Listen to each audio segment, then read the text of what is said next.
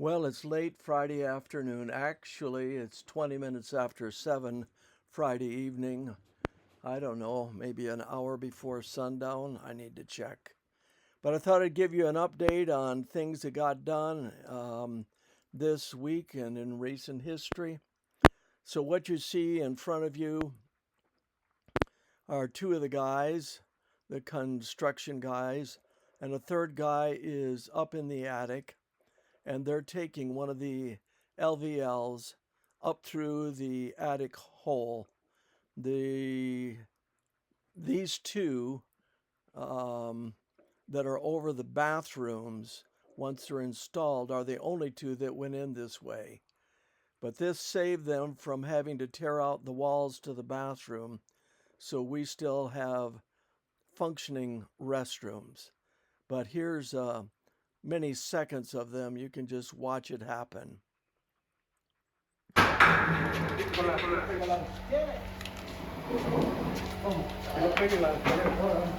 Mucho trabajo.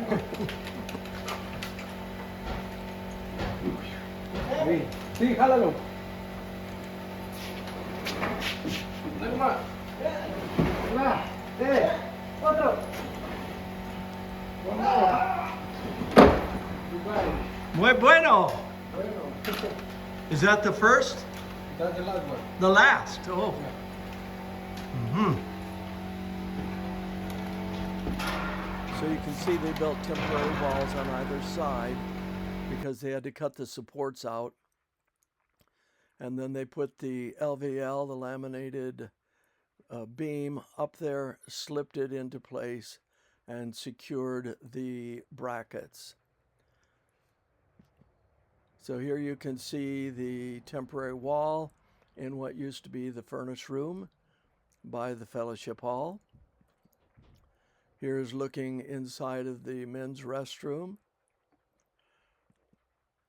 And then outside, this is the hot water heater on demand. It's 11 gallons, and that can produce as much hot water as we can consume. And as long as we've got gas, that thing will keep putting out hot water. So there it is. During the week also, the piano got tuned. This gal is from Summit Pianos.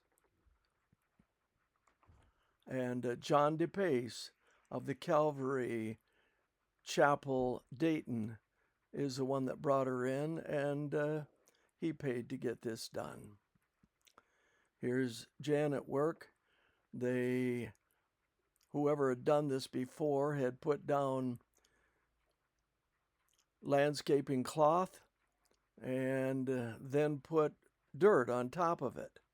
Well, that meant all the seeds and everything and whatever got into that dirt could grow, and then they put the gravel and then the rock garden on top.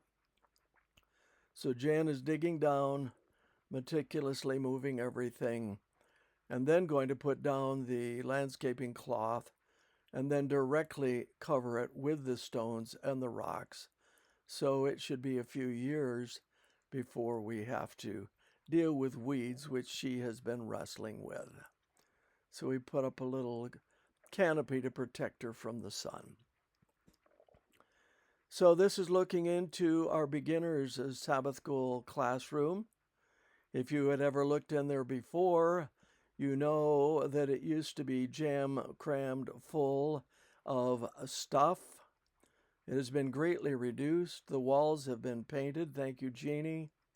And now it is being used as a Sabbath School room for the younger set.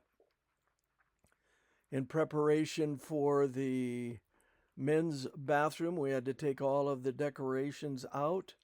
We built shelves, put them up in the balcony, and installed some that were already in the decorations room, and then carried everything up there. And here we are looking the other direction.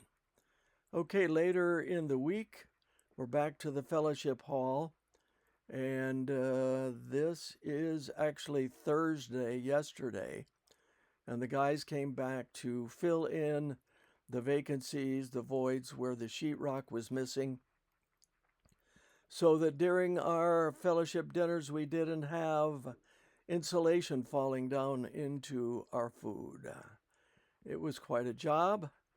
Not that big a job for these guys, but they got it done. In the process, we had cleaned up on Wednesday, thinking there wouldn't be too much of a mess. And as you can see, we're back to square one. But you do what you got to do when you're dealing with construction. The ceilings are all closed in now. The carpet has been vacuumed and vacuumed again. We first took a leaf blower and opened the door and blew all of the dust out that the leaf blower would blow. And then after that was done, we vacuumed, and then we swept, and there just was dust. And then Luke noticed that we had some nails that had been cut off that were still up there. You could catch your foot on it, so he came in and he ground them down. Thank you, Luke. He's been there every day this week. Wendy came in with her Bissell, and she bisseled the floor. And there she is. It's a wet mop and vacuum all at once. And she did the entire fellowship hall Thursday evening. After guitar practice, we set up the tables, and you can see the caution hanging there. That's tied to a light switch that's just dangling from the electrical wire. And if you look close, there is that same electrical switch. This is what it is looking like after the tables were set up. You can see some electric wires hanging there. There's a switch that was left hanging down.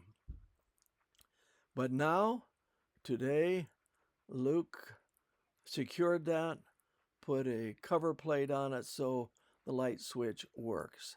It's part of a three-way switch, and the other one is tucked up into the attic, and it's switched on up there. So to switch it off, you flip it up here, which is the normal on position, and to switch it on, you switch it down.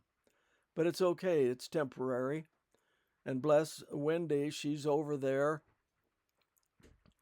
and she's bisseling the floor a second time after it's been swept and vacuumed.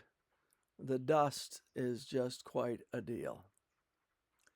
So the lights were off, and Luke reattached the wires today. The light switch that was hanging down with a caution tape is now installed, and you can see it. The wire that was removed by the food warmer has been brought back down through the wall and reinstalled, so the food warmer is working. And there you go. So it's been quite a week. On our walk this evening, we figured that Jan and I had spent 43 and a half or more hours at church, and Luke was there as well. Long hours, there early in the morning or by 9:30 at the latest, and then work. So we have the joy of having a happy Sabbath. Jesus said in Matthew 11:28, "Come unto me, all ye that labor and are heavy laden, and I will give you rest." Just a reminder, if you haven't seen it anyplace else, I talked with Pastor David and his wife Sonia, and they're planning to be here for prayer meeting June the 17th to worship with us June the 20th, and then the following Wednesday and the following Sabbath as well. Blessings on you. May you have a blessed Sabbath day.